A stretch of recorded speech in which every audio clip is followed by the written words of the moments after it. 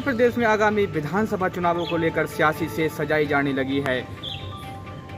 बरेली के विधानसभा बहेड़ी में पिछले बार बसपा के टिकट पर शानदार पोजीशन प्राप्त करने वाले और 66,000 वोट लेकर रनर अप रहने वाले नेता नसीम अहमद ने अब समाजवादी पार्टी की नीतियों से प्रभावित होकर सपा का दामन थाम लिया है।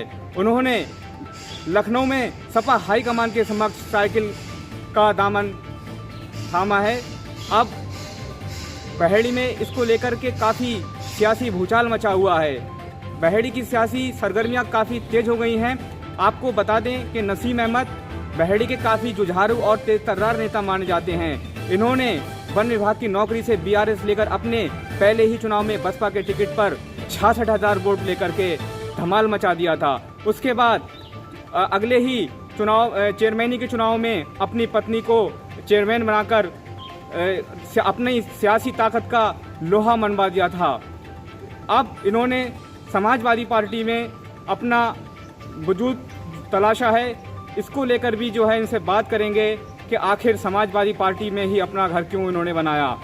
नसीम भाई, आपने पहले ही चुनाव में अपने राजनीतिक इतिहास के पहले चुनाव में ही 66,000 वोट लेकर वहाँ के सिटिंग एमएलए को तीसरे नंबर पर धकेल दिया और उसके बाद पहले ही चुनाव में आपने अपनी पत्नी को चेयरमैनी का चुनाव जिता दिया।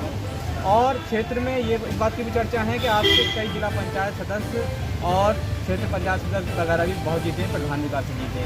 तो इन सब पर क्या नाम है, आखिर ये सब जो है कैसे हुआ? देखिए, पिछले 4.5 साल से लगातार हम जो हमारे किसान भाई थे, गांव के लोग थे और जितने गांव की समस्याएं थी, क्योंकि सत्ता पक्ष एक तरीके से गुंडागर्दी करके और सत्ता का इस्तेमाल करके उनको झूठे मुकदमे में अगर लगाया करता था, तो हम लोग लगातार 4 साल से उनकी पैरवी करा करते थे।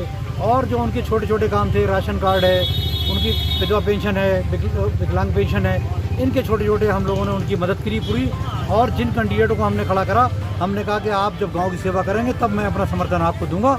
लगातार नगर पालिका चेयरमैन होने के नाते वो लोग चेयरमैन कार्यालय आया करते थे और पूरे बहेड़ी विधानसभा के लोग नगर पालिका बहेड़ी आके हम लोग उनके साथ जाके पूरी उनकी मदद करी। उस मदद के कारण वो प्रत्याशी जब अपने गांव में वोट मांगने गए तो भारी मतों से वो विजयी हुए और लगभग 65 प्रधान मौजूदा जीते हुए हैं, जिनका समर्थन मुझे हासिल है। और कम से कम 60 से अधिक बहेड़ी ब्लॉक के अंदर भी जो है क्षेत्र पंचायत सदस्य और 3 जिला पंचायत सदस्य जो हैं वो मेरे साथ हैं। और एक जो ब्लॉक प्रमुख है उसे भी मैं भारतीय जनता पार्टी के तोड़ के समाजवादी पार्टी में उनके प्रतिनिधि को शामिल करा चुका हूँ। अच्छा, आप जो है अब यहाँ से जा करके क्या पहला काम क्या करेंगे?